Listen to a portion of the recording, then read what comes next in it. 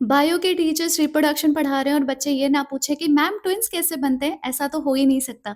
लेकिन अब ये भी एक वैलिड क्वेश्चन बन चुका है बच्चों, क्योंकि नीट 2025 में इससे सिमिलर क्वेश्चन पूछा गया था। और क्वेश्चन ऐसा था कि एक फैमिली है, उनको ट्विन्स होती हैं और वो ट्विन्स जो हैं उसमें एक लड़का है और एक लड़की है। तो करेक्ट स्टेटमेंट बतानी थी, उनसे पूछा गया था कि क्या ये मोनोज़ाइगोटिक ट्विन्स होंगे? क्या वो फ्रेटर्नल ट्विन्स होंगे? या वो आईवीएफ द्वारा बनाए गए होंगे? या फिर वो 75% of the total DNA content share कर रहे होंगे? तो चलो अब ट्विन्स से रिलेटेड सारी कन्फ्यूजन आपकी दूर करती हूँ। सबसे पहले बात करते हैं मोनोज़ाइगोटिक ट्विन्स की। तो इसमें ऐसा होता है कि एक एग एक स्पर्म के साथ फ्यूज़ कर गया, एक ज़ाइगोट बन गया।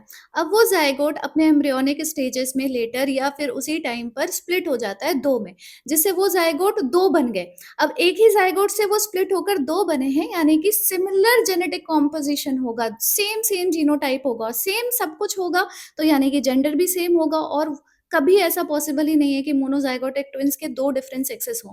वो या तो दोनों फीमेल होंगे या तो दोनों मेल होंगे।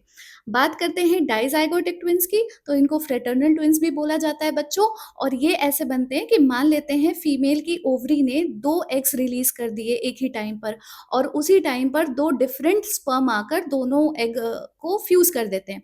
अब इससे क्या हो गया, 2 डिफरेंट ज़ाइगोट बने। 2 डिफरेंट ज़ाइगोट हैं तो दोनों का डिफरेंट जेनेटिक कॉम्पोज़िशन होगा, सब कुछ डिफरेंट होगा, सारा जीनोटाइप सब कुछ डिफरेंट होगा।